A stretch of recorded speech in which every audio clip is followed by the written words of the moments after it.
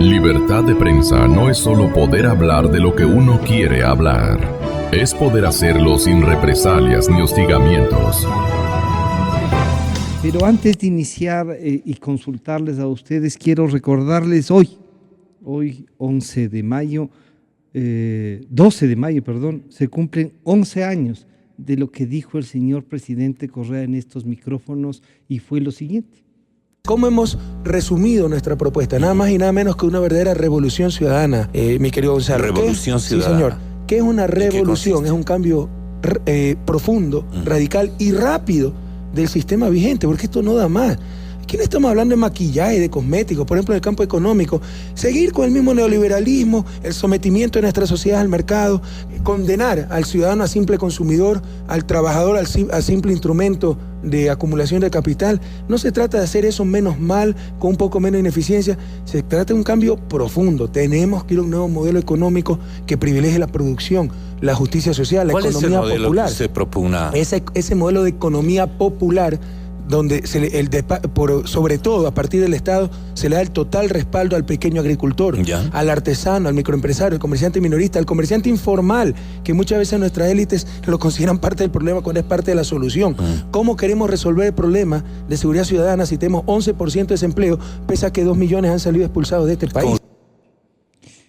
Bueno, este era un planteamiento del candidato a la presidencia de la República, justamente hoy, 11 años después. Después de estos 11 años, Marcelo, ¿qué queda de este primer discurso? Lo que les hemos invitado a ver es qué cambios, qué propuestas y qué se cumplió. Bienvenido, buenos días. Buenos días, Francisco. Siempre es muy grato estar en Radio Democracia Exa. En realidad lo único que queda son las palabras y el sentido de esas palabras. Evidentemente no hay ningún motivo de discrepancia con las palabras que Rafael Correa ha dicho aquí hace 11 años, porque precisamente ese es el camino que el país demanda. Es por eso que ganó las elecciones del 2006, por haber planteado un programa de transformaciones sociales y económicas fundamentales e inaplazables. Pero él ha sido el principal actor de aplazar esas transformaciones durante 10 años de ejercicio del poder. En lugar de que exista un proceso de democratización de la economía del país, lo que Correa ha auspiciado es un proceso de concentración del capital como nunca antes en la historia. Son contados con los dedos de la mano los grupos económicos 9, sí, que controlan un libro, cuatro, ¿no? De los 9, 4 ya. controlan el 49% del Producto Interno Bruto, cosa que jamás ha ocurrido en la historia del país. Los comerciantes informales que estarán escuchando sin duda este programa en Quito y en las distintas ciudades del país donde se escucha a Exa FM, saben que ningún gobierno ha maltratado más los derechos de los pequeños comerciantes, como de los artesanos, como de los trabajadores, como de los profesionales, de los médicos, los periodistas, los abogados, como lo ha hecho el gobierno del presidente Correa. En consecuencia, lo que queda de este discurso de él es la necesidad de recuperarlo. Ojalá sea ese el camino que asuma el gobierno del presidente Lenín Moreno, que felizmente ya se va a posicionar en los próximos días, marcando el fin de lo que ha sido la gestión política y económica del gobierno del presidente Correa. Además de este proceso de concentración agresiva de la riqueza en muy pocas manos, el gobierno del presidente Correa lo que ha hecho es disparar un endeudamiento externo e interno como nunca antes en la historia. Recuerdo también frases similares de él en relación a la deuda externa. Y él ha sido el presidente que más ha endeudado al país. La deuda es una expresión, además, de la construcción de una dependencia de carácter colonial de la economía nacional que hipoteca las expectativas de crecimiento de la economía ecuatoriana y, en consecuencia, las posibilidades de construir con recursos lo que todos los ecuatorianos aspiramos, vivir en una sociedad democrática donde nadie sea excluido del derecho a trabajar, a vivir con dignidad, a aportar a la construcción de una nación que por la cantidad de recursos que tiene no justifica que un solo ecuatoriano sufra de hambre. Nos ha legado además la gravísima constatación de que la desnutrición infantil crónica se ha multiplicado un 400% durante su ejercicio del poder. Pasamos de un 6.5% a un 24% de niños desnutridos crónicamente, que están condenados a taras insuperables en su vida. 24, 1 de cada 4 niños nacidos en el correísmo van a sufrir de taras insuperables. Nos ha dejado a cientos de miles de jóvenes sin el derecho a la universidad. Ha desmantelado la educación intercultural bilingüe y no ha generado mecanismos de inclusión social verdaderos. Estos son los grandes desafíos que tiene no solo el presidente Lenín Moreno, sino aquellas tendencias de Alianza País que dicen profesar los principios que originalmente les agruparon concurrir en el a proyecto eso de la nuevamente. Revolución Ciudadana. Esa es la esperanza que el pueblo ecuatoriano tiene, evidentemente, y es la gran responsabilidad que Lenín Moreno tiene por delante, porque de otra manera no va a poder construir la legitimidad política que requiere para el ejercicio del poder. Si el nuevo gobierno realmente no es nuevo, si el nuevo gobierno no separa las luces de las sombras del ejercicio del poder por el presidente Correa, las consecuencias van a ser fatales y evidentemente puede entrar en una fase de crisis de imprevisibles consecuencias para el gobierno y para el país. Juan, este discurso que nosotros recordamos de hace 11 años, te trae a la memoria nos trae a todos una necesidad de cambio que tenía el Ecuador y un cansancio quizá de la clase política, ¿no? Pero además aupada por ciertos sectores, incluso de la prensa, como desgastándola más y más rápidamente. ¿Este discurso cambió? ¿Tiene algún sentido ahora? Bienvenido, buenos días. Francisco, un saludo a Marcelo. Quiero aprovechar por favor este espacio para solidarizarme con esta radio frente al tema de esta feria de las frecuencias, ¿no? Muchas gracias. Hay que seguir insistiendo en que tiene que echarse abajo ese concurso por todos esos elementos de vicio que acompañan al proceso y buscar que de alguna manera ese proceso sea renovado desde una lógica de absoluto equilibrio y respeto a las normas constitucionales y legales. ¿Sí? Gracias. Una solidaridad siempre, esta es una radio que se ha convertido en un espacio público para todos los que hacemos opinión política, ¿no? De cualquier tendencia, y eso es fundamental rescatarlo. Respecto del tema que planteas, yo coincido, ¿no?, en esencia con lo que plantea Marcelo, excepto con un solo elemento con el que yo no coincido mayormente, es que la posibilidad de que el gobierno de Lenín Moreno recupere ese discurso o esa propuesta de hace 11, 12 años, que no es una propuesta patrimonio del correísmo, ¿no? Claro. Fue una propuesta construida desde la sociedad, las años, luchas, ¿no?, los movimientos sociales. Y a mí me parece que quienes tienen que recuperar esos elementos son justamente los sectores de la izquierda y los movimientos sociales, al margen del gobierno. Puede ser que el gobierno del señor Lenín Moreno opte por una política más tolerante, más democrática, que opte por coincidir con ciertos cambios fundamentales para los derechos de los ecuatorianos, puede ser, ¿no? Pero en esencia quien tiene que recuperar esa demanda, ese proyecto, ese programa, son los movimientos sociales, son las organizaciones de base de izquierda, que son las que históricamente han luchado en este país por esas transformaciones. Y yo creo que esas transformaciones vuelven a ponerse a la orden del día. Sorprendentemente, luego de 10 años de correísmo, vemos que no solamente esas necesidades de cambio están presentes hoy, sino que en muchos casos se han vuelto mucho más urgentes. Casos concretos. Fíjate, Francisco, que en estos años ha habido una regresión tremenda en términos de leyes, ¿no? Leyes como decretos, Plan Familia, el Código Penal, la Ley de Comunicación, son leyes regresivas. El decreto 16. Claro, el decreto 16, esto que acaban de hacer, esta barbaridad que hicieron ayer con esto de crear unos tontón macutes ecuatorianos, no una guardia privada de los presidentes. Me acuerdo de Ignacio de Vintimilla, en eso le están imitando al Mudo Vintimilla, ¿no?, que tenía los famosos genízaros, ¿te acuerdas? Son guardias personales que son utilizadas no solo para proteger al presidente en turno, sino para ejercer represión, control político sobre los opositores. Entonces, todo este compendio de leyes no son un avance como quieren vender, no son un retroceso. Entonces, este momento a mí me parece que el país enfrenta la necesidad de retomar una senda de transformación positiva de la sociedad, sobre todo desde el plano jurídico, legal, legislativo que yo estoy hablando, ¿no?, más allá de otros aspectos, ¿no? Porque este es un país que necesita reconciliarse con una forma mucho más democrática, amplia, tolerante de hacer política, que es lo que prácticamente lo ha suprimido sistemáticamente el correísmo en estos 10 años.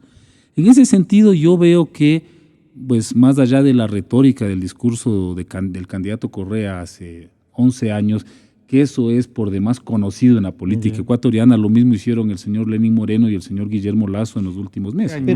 Pero yo sí quisiera que nos comenten estas declaraciones del presidente Correa sobre la democracia, tanto como candidato como presidente.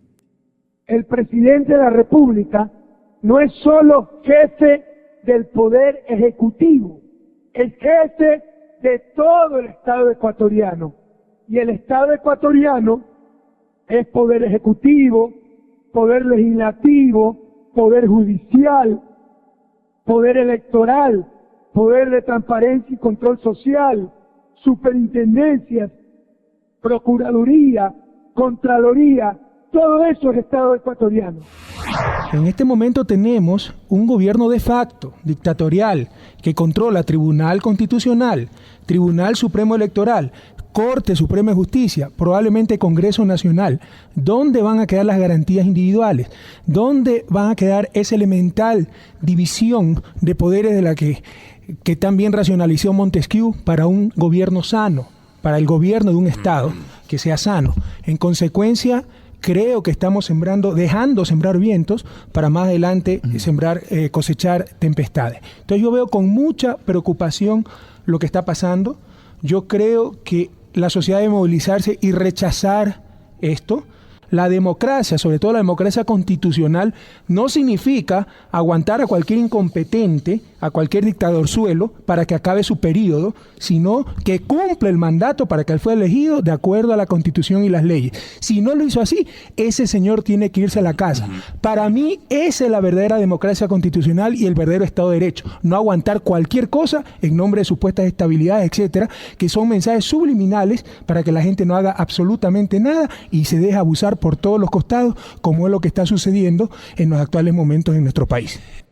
Marcelo, la primera es lo de ahora y esta es lo de hace 11 años. Bueno, Sí. felizmente, parafraseando al presidente Correa en la última declaración, él ya se va el 24 de mayo. Finalmente. ¿Qué será que le toleramos la para que batalla- cumpla el periodo? Bueno, se le toleró para que cumpla el periodo gracias a las omisiones y a los errores sucesivos de las distintas oposiciones que fueron completamente ciegas en construir un camino que pueda poner límites a los abusos que el señor Correa ha hecho en el ejercicio del poder. Pero la movilización social, la huelga general de agosto del 2015, las movilizaciones contra este proceso de transformar a la plusvalía en un instrumento para intervenir en el patrimonio, no de los ecuatorianos más ricos, sino de los más pobres, que generaron las movilizaciones de mayo del 2015, la lucha contra las enmiendas constitucionales que propuso para instituir en el país un Estado, una gestión del Estado de carácter fascistoide, llevaron a que el presidente Correa esté fuera, la eliminación del 40% de aportes a la seguridad social y algunos aspectos que se olvidó en el discurso de él cuando dice que el presidente de la República es el jefe de todo, es el jefe también de las organizaciones sociales, por eso emitió el decreto 016, es el jefe también de la Federación Nacional de Periodistas, por eso se inventó una directiva alterna, es el jefe del FUS, por eso se inventó una central sindical alterna, es el jefe de la UNE, por eso se inventó una UNE alterna y trató de crear una CONAIE paralela, fraccionando la estructura social que ha sido construida por la evolución histórica de nuestro país en función exclusiva de esta megalomanía por el ejercicio del poder que se expresa claramente en sus palabras y que son dignas de un examen de carácter psiquiátrico.